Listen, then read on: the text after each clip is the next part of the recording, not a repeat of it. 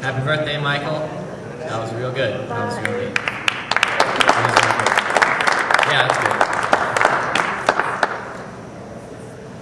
Daniel's on spring break and he's loving it. He's loving it. Hey, y'all, give him some love. Daniel in the house.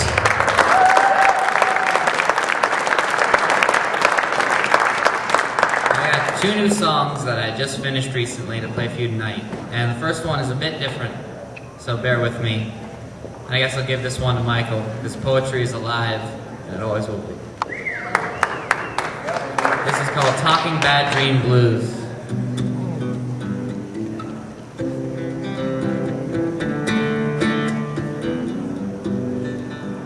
A crystal summer night was split by a quiet little scream, and 7-year-old Arthur woke up from a bad dream, and his sheets were cold and his eyes were wet, and every shadow was a grim silhouette. He dreamt that the whole world was on fire, a drowning woman and a bird on a wire, and there were 4 dark men. They kept on chasing no matter how fast he ran. Every time he turned around, they'd be just a little bit closer behind him. "What's wrong? Are you all right?" he heard as his dad rushed in. He said, "Papa, there's this woman, looked like Mom, and she couldn't swim, and I think it might have been an owl or a crow, but the 4 dark men, they just would not leave me alone." Well, his father only sighed and took his son in his arms. "It's just a dream, it's not real, it can't do you any harm. Things you see, they're just made up inside your head." His father turned to head on back to bed. But as he left, he said to his son, "But if you have to leave the light on, that's okay. But we both need our rest, 'cause tomorrow's a big day. I got court in the morning, and if I'm not awake to listen, there's a man who might go to prison. So do your dad a favor, close your eyes and count to 30, and by 15, you'll be fast asleep." But as soon as his father's back was turned, Arthur started sweating tacks, and outside in the warm tangerine glow of the streetlights, the 4 dark men were back, and Arthur whispered to himself, "They don't exist, they're just inside my brain." The 4 men came closer, started scratching at the window pane. Well, Arthur shot out of bed, ran down the hall to where his grandmother lay. She'd been staying with them for a couple months, and Grandpa went to sleep and went away, and he dove under the covers as far as he could reach, clinging to the cotton nightgown, smelled like love and bleach. His grandmother was in the middle of a foggy, sleepy dream of her and her husband Charlie when they were both young and still scared enough to scream, and she looked down at her ankles and saw her grandson call her name. He reminded her of Charlie's name. Arthur stammered, "The men from my dream, I think they might want to hurt me, but I know that I'm not sleeping, so I don't know how it could be. I mean, I understand what Father said. I just wish they'd stay where they belonged. Locked up inside my head." His grandmother sighed and shook her head. Said, "The way I raised him, he ought to know better than that. Of course monsters exist. When I was your age, I was attacked. Of course mine was 11 foot tall, had black hair and red eyes and fangs down to its ankles, but I learned something that day. You know, Arthur, whenever you're being chased, you can't seem to get away, because every time you turn around, they're just a little bit closer. There's only one thing you can do, because you can only run for so long. You gotta turn around, look the monster in the eye, and show them exactly who they're running after. For every monster, too, there's a kid just like you." So she rolled him out of bed, she took him to the kitchen, gave him an old rolling pin, shoved him out the door, singing, "Give him hell from me." Well, Arthur was more afraid than he'd let himself believe, writing his own odyssey in footsteps through the leaves, and the moon clouded over, ran away from the sky. In the darkness it came, and it closed Arthur's eyes.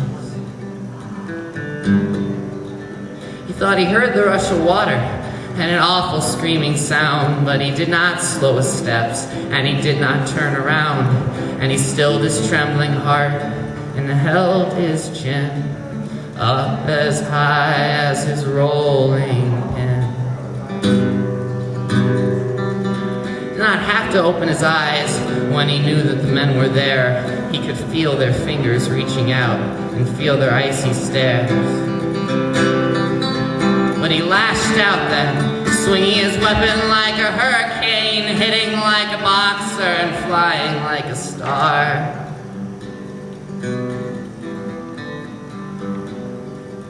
At last he opened up his eyes to witness the battle scene, found himself alone in the warm tangerine. He fell to the ground, asleep where he lay. His grandmother picked him up and carried him inside. 'Cause the world shines bright at 3 a.m. and that brave old woman carried Arthur in her monster fighting hands, singing softly like a spirit, with no one there to hear it. She tucked him in without turning on the light. She tucked him in without turning on the light. Well, she tucked him in without turning on the light. Yeah, she tucked him in without turning on the light.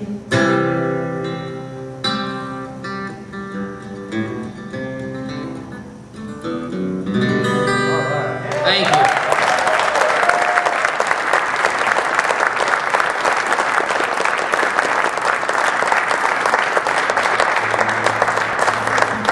This next song is, I just finished this one a few days ago. It's probably the most country song I've ever written, because it's short, sad, and it's about a dog.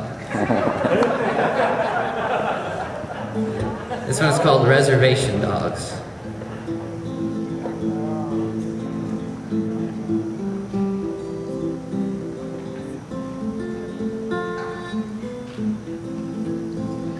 Well, out there in the desert sand, in the heart of the Pima Indians, sacred government land, there sleeps an old dog with a white spotted band around her neck in the sacred government land. She's the kind of girl who's known a lot of fear, got dandelion eyes and a notch in both ears, a mark under her eye like a red rusty tear. She's the kind of girl who's known a lot of fear. She's the kind of girl who's known a lot of fear. Kind of girl who's known a lot of fear. She's just one of 1,000 reservation, one of 1,000 reservation dogs. She lost her boy to an 18-wheeler. It's a shame the driver's eyes weren't a little bit clearer. They say down by the interstate you can still hear her at night. Lost her boy to an 18-wheeler. Well, she's been bitten, she's been kicked, losing count of all the wounds she got licked, spending her nights in a junkyard Buick. She's been bitten, she's been kicked. Well, she's been bitten, she's been kicked. Well, she's been bitten, she's been kicked. She's just one of 1,000. Reservation, one of 1,000. Reservation, one of 1,000. Reservation dogs. But she's not dying just yet. The sun still heats her fur and the rain still gets it wet. Barking at the moon, that same old tune, she won't forget it, 'cause she's not dying just yet. Oh God, when the angels you do send, and it's finally time for this movie to end, you can give my spot in that chariot to man's best friend. God, when the angels you do send, oh, give my spot on that chariot to man's best friend. God, when the angels you do send.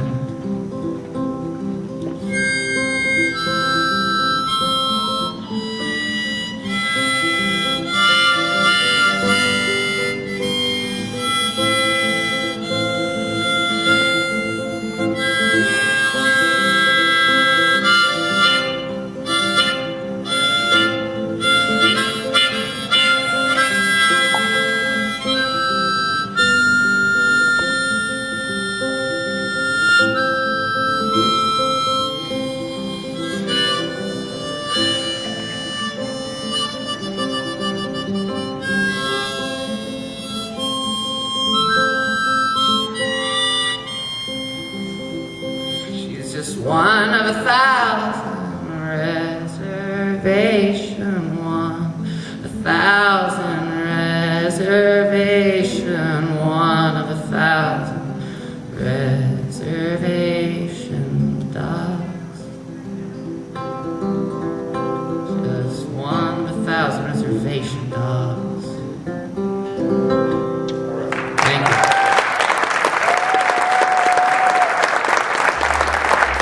Y'all give some love, Daniel, in the house.